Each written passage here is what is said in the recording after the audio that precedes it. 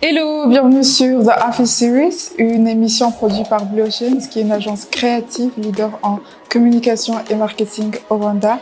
Nous nous retrouvons sur un 3e épisode de The Office Series et chaque semaine on se retrouve pour parler des sujets dans l'industrie créative au Rwanda et promouvoir le travail que fait les agences créatives. Aujourd'hui, on se retrouve pour un épisode inédit en français où nous nous demandons si oui ou non le français disparaît dans la communication et le marketing local.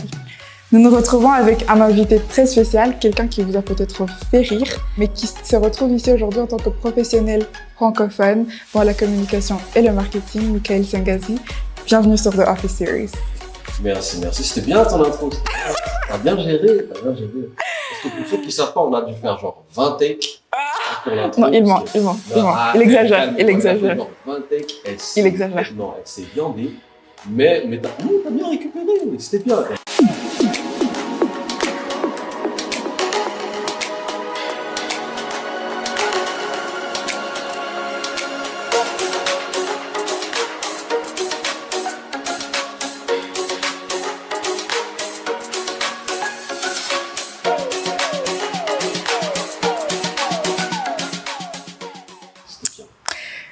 Merci de m'accueillir déjà, c'est gentil. C'est un plaisir, c'est un honneur. Alors, Michael, tu es humoriste, auteur, licencié en droit et mis en avant aujourd'hui, bien sûr, tu es aussi consultant marketing et rédacteur indépendant. Pourquoi t'as mis beaucoup plus de poids sur licencié en droit? Parce que c'est surprenant. Comment ça? Ah, tu savais pas? Et tu as une carrière très, très chargée, alors félicitations pour ça. Merci. Je suis admirative des personnes avec multiples facettes. Merci. Mais alors, comment tu t'es retrouvé dans le marketing et la communication? En fait, j'ai d'abord été dans le droit. Et quand avant de finir le droit, j'avais déjà commencé à faire de l'art. Et l'un des secteurs artistiques dans lequel j'étais, c'était l'art de scène, donc faire du théâtre et aussi des poèmes, parce que j'écris. Oui, j'ai même un livre pour enfants. Oui. J'ai mentionné ça, j'ai dit auteur. Auteur. Il n'a pas bien dit ça. Auteur de livre pour enfants. Auteur, genre comme ça. Parce que j'ai déjà On a un personnage aujourd'hui. Bon, bref, je te disais, quand j'ai commencé à faire aussi de l'art et à jouer en tant que poète, j'ai rencontré d'autres amis poètes et tout ça. Et c'est l'une de mes amies qui m'a connecté et qui m'a dit « Écoute, moi je vais quitter l'endroit où je travaille. C'est un side job et tout. Tu penses que tu peux le faire ?» Je dis « C'est quoi comme job ?» Il me dit « C'est juste écrire. » Je fais « Écrire ?» Je fais « Moi j'écris, ça va. » Et je me retrouve dans un building pour faire du marketing. En fait, du marketing, je fais « Je sais pas. » Le mec, il me demande « Est-ce que tu as déjà fait du marketing ?» Je dis « Monsieur, voilà. » Il me dit « Mais tu es bon en écriture et tout ça. » Je dis « Ça, je sais que je suis. » Il me dit « C'est parfait. » Et ça j'ai besoin combien que tu d'années? saches écrire et avoir un esprit créatif. C'est tout. J'ai besoin de toi dans l'esprit créatif. J'ai pas besoin que tu écris, que tu aies dû apprendre et ça, etc. Je fais « Ok. » Pas du Shakespeare. Ouais, pas du Shakespeare, pas des pièces de théâtre, mais voilà quoi, savoir écrire, savoir être créatif. Ouais, donc c'était une boîte qui c'est, je pense, la 2e plus grosse boîte marketing, mais qui avait commencé à ouvrir ici. Deuxième plus grosse boîte marketing en Afrique, qui a commencé à ouvrir son bureau ici, c'était il y a longtemps. Ça va être en 2012, un truc comme ça, 2012-2013. Et c'est là que j'ai commencé. Je me suis retrouvé dedans. Ouais. Et ça fait... Ça va faire presque 10 ans là. Ah, tu es un professionnel. Oui, tout à fait. Tu pensais que tu allais demander quelqu'un? Moi, je te connais en tant qu'humoriste. Alors, quand on m'a dit marketing et communication, je me suis dit, mais les gens depuis quand? Les gens pensent que le marketing, c'est juste un truc, la boxe, où tu vas être sérieux, ça, non. Tu vois, il faut avoir ce genre d'esprit créatif. Parce qu'il y a le côté créatif dans le marketing. Tu vois. Ce qui est très important. Les pubs que tu entends, tout ce que tu vois et tout ça. Et il faut qu'il y ait des gens qui soient créatifs. Et tu envoies des personnages. Il y a des graphic designers, ceux qui font les posters et tout ça, etc. Et il y a ceux qui écrivent les pubs radio, pubs télé, et tout ça, etc. Et moi, je suis dans ce secteur-là. Et donc, tu t'y attendais pas, mais c'est comme ça. Incroyable. Quelle a été ton expérience dans l'industrie de la com et du marketing étant francophone?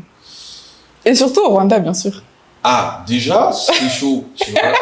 On va pas se le cacher. On va pas se le cacher. On va pas se le cacher, c'est un peu chaud. C'est pas la première langue qu'on utilise le plus souvent dans le marketing. Okay. C'est soit le Kinyarwanda ou l'anglais. Mais le français, je pense que l'expérience que j'ai eue, c'est que dépendamment du produit ou bien du public visé par le produit ou par ceux qui veulent vendre ce produit, des fois ils adaptent et ils sont obligés de faire ça en langue française parce qu'ils se disent bah voilà, c'est le public qu'on est en train de chercher, donc on doit le faire. Tu vois. Mais sinon, j'ai toujours été le gars qui parle français et qui va changer les dossiers en français, ou qui va changer le script en français, le traducteur de la boîte. Non, j'aimais pas, mais je faisais quand même. Ouais. Et en tant que langue marketing utilisée par des agences créatives pour des clients, je pense que tu as déjà touché sur ça, mais tu pourrais élaborer un peu. Penses-tu que le français disparaît? Si oui, bien sûr, tu as dit oui. Pourquoi? Et si non, pourquoi pas? Je dirais que le français commence à réapparaître, tout doucement. Parce qu'avant, si tu écoutes les pubs d'avant, il y avait carrément pas beaucoup de français. Dans les années précédentes. Pourtant, quand j'étais plus jeune, dans les années 2000, il y avait beaucoup de pubs en français, mais... Tu trouves? Je pense. Bon, après, je pense peut-être. Moi, je me dis qu'il y a une période où ça a diminué. Et là, j'ai l'impression que ça commence à revenir tout doucement avec différentes entreprises qui viennent ici et qui veulent toucher un maximum de public. Bien sûr, ça dépend aussi du produit. Parce que si le produit est fait pour juste la masse et qui se disent que voilà, 80% de la population, peut-être c'est un chiffre que je lance comme ça, tu vois, genre 80% de la population parle Kinyarwanda, ils vont partir en Kinyarwanda. Mais par exemple, j'ai déjà fait des pubs, j'ai déjà écrit des pubs pour Rwandais et j'en ai même déjà enregistré, genre voice-over, donc en français, parce qu'ils savent que le public qu'ils visent est francophone et anglophone, donc ils en font en anglais et en français, ou aussi en Kinyarwanda, mais ils doivent aussi mettre en français parce qu'ils savent que même les voyageurs, ils doivent toucher un maximum de gens. Et voilà. Donc ça dépend beaucoup plus du public visé. Du produit aussi et du public visé. Ok. Et par observation personnelle, le français n'est pas une langue qu'on utilise au quotidien. Déjà, je suis francophone de base. L'anglais, c'était un peu ma 4e langue après le Kinyarwanda, le Swahili, parce que mes parents ont grandi au Congo. Mais parce que je n'utilise plus ou que je n'emploie plus le français autant qu'avant, parce que bien sûr, le milieu éducatif, beaucoup plus d'anglais, au travail, très très anglophone, je n'ai pas l'occasion d'employer cette langue. Et donc si c'est ma situation, mais si c'est la situation de la majeure partie de la population, est-ce que c'est pertinent d'avoir des efforts marketing et communication dans cette langue si on peut tout de même transmettre ces informations en anglais ou en français, en anglais ou en Kinyarwanda et que ça passe nickel? Je me dis que c'est quand même pertinent parce que pour toi, par exemple, tu es beaucoup plus confortable en français. Donc si moi je suis en train d'écrire une pub, elle peut te toucher encore plus si c'est en français, n'est-ce pas? Parce qu'en écrivant la pub, il faut savoir qu'il y a le côté informatif, mais il y a le côté où la pub reste dans ta tête. Pour que je laisse une marque en toi. Et puis surtout, ça serait surprenant d'avoir une pub en français. Oui, mais il y en a déjà des pubs en français. C'est juste que si je veux laisser une marque dans la tête des francophones, ce serait normal, même s'ils comprennent l'anglais. Mais ce serait normal que je le fasse en français et que j'écrive en français. Et que même le concept en soi puisse être rattaché à ces gens-là, aux francophones. Ça devient beaucoup plus facile pour toi d'être connecté par rapport à ça. Si c'est non seulement français, que le concept marche et tout ça, et que ça te fait rire en français, parce que aussi, écrire une pub, il faut aussi vendre une émotion qui est rattachée au produit. C'est là où ça marche encore plus. Petit secret que j'étais donné. C'est gratuit. Mais si tu peux rattacher une émotion par rapport à cela, que ce soit la joie, que ce soit la tristesse, que ce soit même la peur, des fois, ça marche, tu vois. Donc, tout cela, ça reste dans la mémoire des gens. Et si tu arrives à le faire en français, dans une langue que les francophones comprennent beaucoup plus facilement, ça laisse une plus grande marque. Donc oui, je pense que c'est important de faire ce genre de... Par ailleurs, Michael, c'est un humoriste à plein temps. Vous l'avez vu, vous l'avez constaté. Ouais. Comment est-ce que les agences peuvent inclure le français dans leurs efforts marketing et communication pour accroître leur présence dans d'autres pays, mais aussi leur visibilité dans d'autres pays, notamment les pays francophones? Il faut d'abord engager des francophones. Hein, ah oui. La base. Ah oui. Parce que c'est bien d'avoir de la diversité par rapport aux langues.